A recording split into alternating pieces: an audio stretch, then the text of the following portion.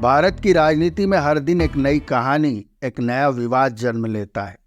लेकिन कुछ कहानियां ऐसी होती हैं जो सिर्फ एक विवाद नहीं बल्कि पूरे तंत्र की जड़ें हिला देती है। जंग लगी नींव पर बना छज्जा ज्यादा दिन नहीं टिक पाता। आज हम आपको एक ऐसे रोमांचक थ्रिलर के बारे में बताने जा रहे हैं जो सेबी की चीफ माधवी बुच पर लगाए गए गंभीर आरोपों की कहानी है। कहानी सिर्फ एक व्यक्ति की नहीं बल्कि देश के सबसे अहम संस्थानों की साख और सरकार की मंशा पर सवाल उठाती है। 1 सितंबर 2024 कांग्रेस ने देशवासियों को आगाह कर दिया कि अगले ही दिन 2 सितंबर को वो कुछ ऐसा खुलासा करेंगे जो पूरे देश को हिलाकर रख देगा। उस प्रेस कॉन्फ्रेंस की घोषणा ने सियासी गलियारों में हलचल मचा दी। सभी की नजरें उस दिन पर थी और जब वह दिन आया तो जो कुछ सामने आया उसने सबको स्तब्ध कर दिया। इरेगुलरिटी, ये पहला गैर कानूनी काम।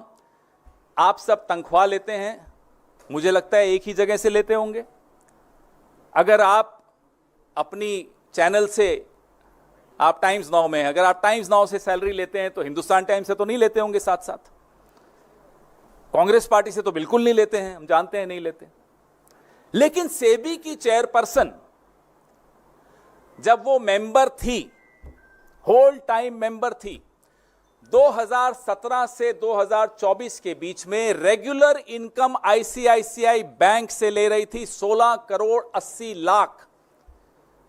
और इसको 3 अलग अलग भागों में हमने आपको दिखाया कि तनख्वाह ले रही थी। आप सेबी की होल टाइम मेंबर हैं, आप आईसीआईसीआई से तनख्वाह क्यों ले रही थी, हम ये जानना चाहते हैं। आईसीआईसीआई प्रूडेंशियल से ले रही थी तो बैंक से ले रही हैं, प्रूडेंशियल से ले रही हैं, और ईसॉप, आप सब समझते हैं ईसॉप, और ईसॉप पे जो टीडीएस था वो भी आईसीआईसीआई ही दे रहा था। आईसीआईसीआई बैंक एक महत्वपूर्ण बैंक, सेबी की चेयरपर्सन एक महत्वपूर्ण रेगुलेटरी बॉडी की सबसे ऊंचे पद पर बैठी व्यक्ति, अधिकारी, तनख्वाह ले रही हैं एक और जगह से। खुलासा किया था, we had done an expose yesterday, और हमने 3 लोगों से सवाल पूछे थे। माननीय प्रधानमंत्री जी से सवाल पूछे थे, सेबी की चेयरपर्सन से सवाल पूछे थे, और आईसीआईसीआई बैंक से सवाल पूछे थे।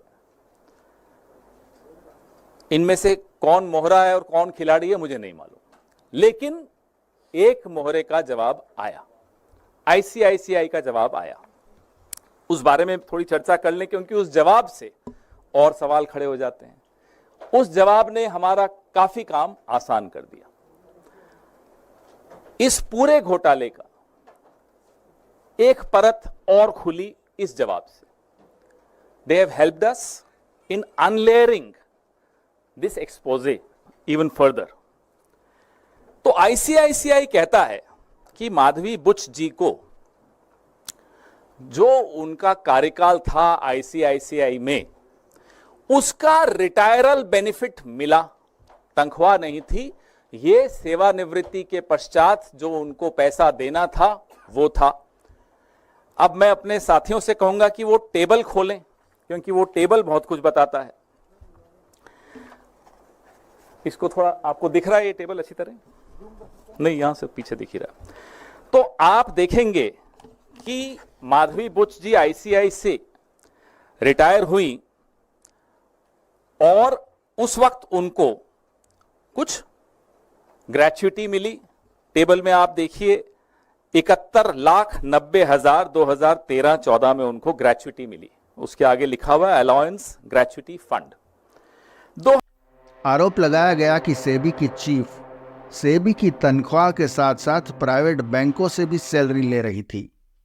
सरकार से भी सैलरी मिले और प्राइवेट बैंक से भी सैलरी मिले, यही तो अच्छे दिन हैं। शायद हमारे न आए हों पर माधवी जी के तो आ ही गए।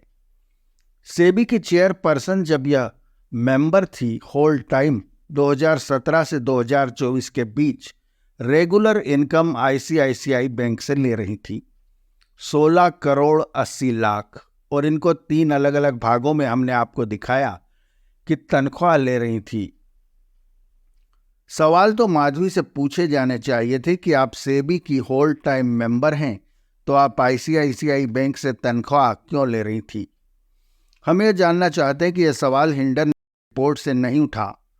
उसमें जो पर्दाफाश हुआ था वह कम गंभीर नहीं था।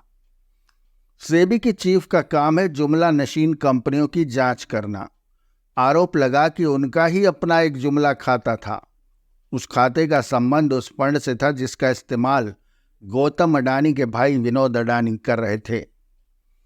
बहुत सारे सवाल उठे, लोगों ने आर्टिकल लिखे, मगर माधवी बुच का कुछ नहीं हुआ।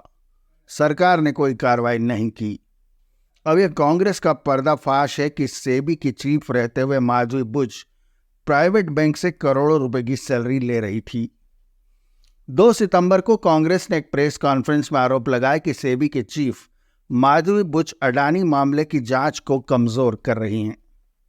कांग्रेस का कहना है कि केंद्र सरकार अडानी समूह के खिलाफ आरोपों की जांच में हस्तक्षेप कर रही है और सेबी की भूमिका पर गंभीर सवाल खड़े हो गए हैं। आरोप सिर्फ ये नहीं थे कि माधवी बुच ने अडानी मामले में अपनी भूमिका को सही तरीके से नहीं निभाया। कांग्रेस ने यह भी आरोप लगाया कि केंद्र सरकार जो भ्रष्टाचार के खिलाफ लड़ाई का दम भरती है, वो खुद ही अडानी समूह से दबाव में जुटी हुई है। और मेरा तो मंत्र है, न खाऊंगा न खाने दूंगा। यह आरोप सीधे सीधे मोदी सरकार पर थे, जिसने न खाऊंगा न खाने दूंगा का नारा देकर सत्ता में आने का वादा किया था। लेकिन यहां सवाल सिर्फ भ्रष्टाचार का नहीं है। सवाल यह है कि क्या हमारी लोकतांत्रिक संस्थाएं वास्तव में स्वतंत्र हैं या फिर उन पर भी राजनीतिक दबाव का असर हो रहा है। सेबी जो देश के वित्तीय बाजारों की निगरानी करने वाला सबसे बड़ा संस्थान है, क्या वह भी अब निष्पक्ष नहीं रहा।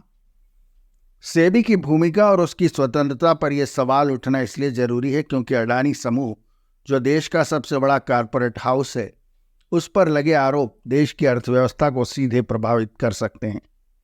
क्या सेबी जैसी संस्था अपने दायित्व को निभा रही है या फिर वह भी सत्ता के खेल का हिस्सा बन चुकी है।